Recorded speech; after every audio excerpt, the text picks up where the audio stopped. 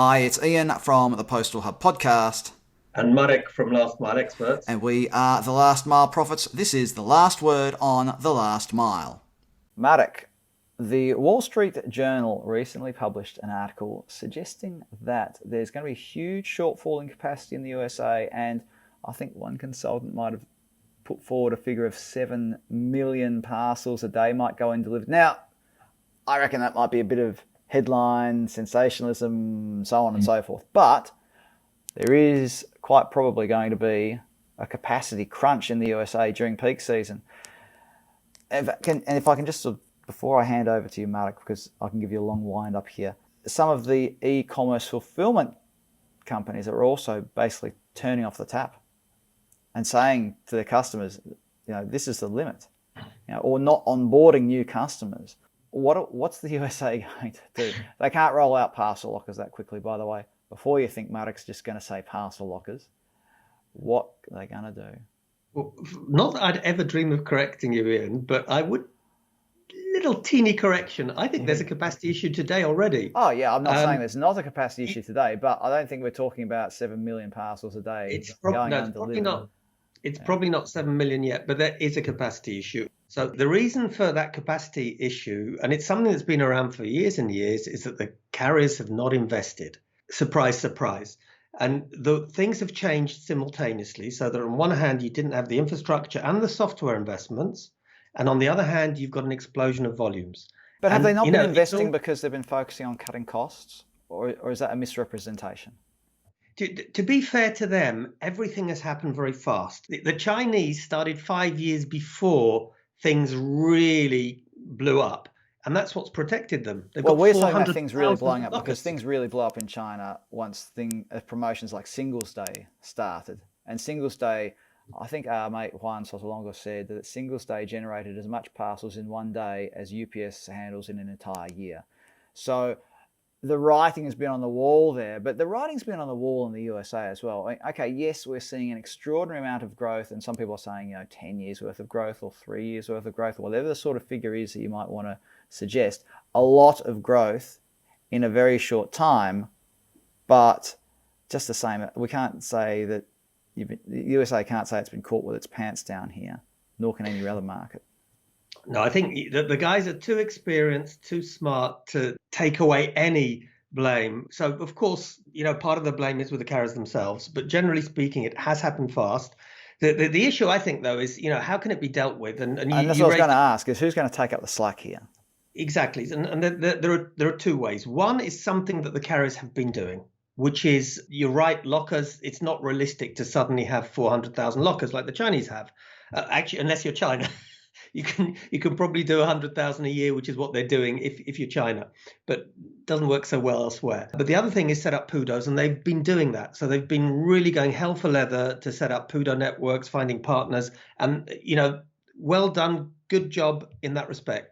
But I think there is another issue. We've had the historic duopoly of UPS and FedEx, with the incumbent postal carrier a little bit on the side, and I think maybe this could create an opportunity for the regional carriers, one that hasn't been as big as it is today for a long time. And I also get the feeling that this is a sort of event that will encourage e-commerce retailers to have a multi-carrier policy if they don't already.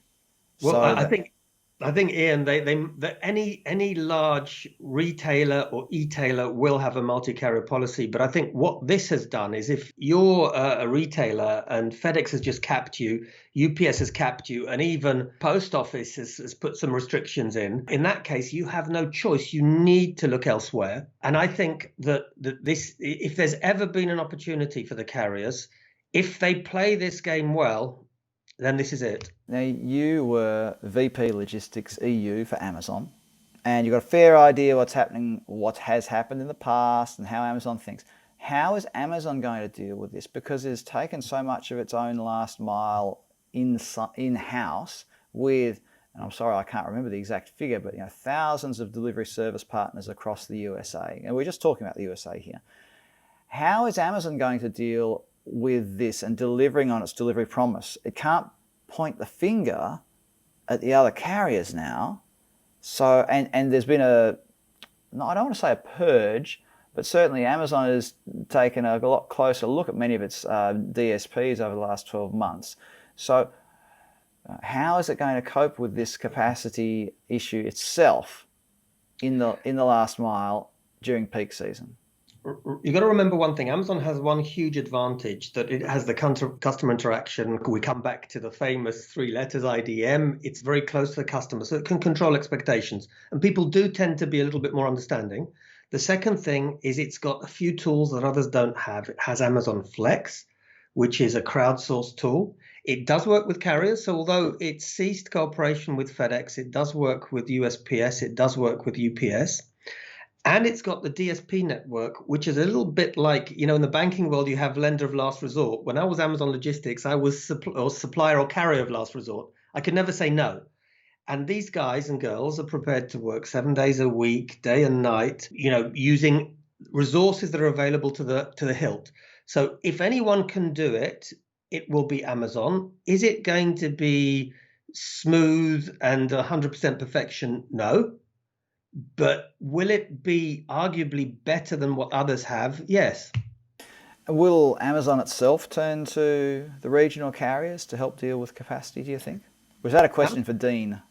It'll be actually quite interesting to hear Dean's comments. So Dean Machuba, please comment below. My view is Amazon will look at everyone and everything. And unlike other e-tailers, because of their logistics network, which allows them to direct inject at various points, they can actually, unlike most other people, they can quite easily use best-in-class regional carriers. But what I was thinking about, Ian, is something a little bit different. The carriers at the moment... Don't say drones. No, I won't say... I'm not even going to mention drones, okay? You will not hear about drones for the rest of this VC. But what they could do is if they could get together and create a seamless IT, it's all about IT again, infrastructure, which means that it's a seamless service from the sender and the consignee perspective. And the standards of operation would be sort of put in terms of minimum standardization. I think this is a huge, huge opportunity. And it's not gonna be as big as this again. So, Marek, in summary, the potential I nearly said 7 billion parcel shortfall. Could you imagine that? My goodness, social media would light up on that. 7 million maximum, let's say, but there's a potential shortfall in capacity.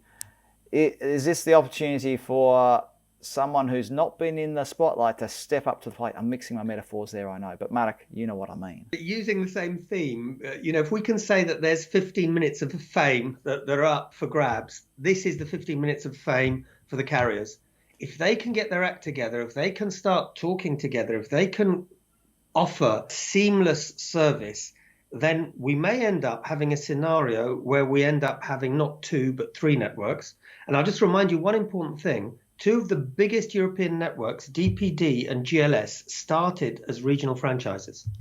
Something to ponder as we approach, or are we already in peak 2020? Marek Krzecki, thanks for being on The Last Mile Profits today. Thank you, Ian. Thank you, everyone.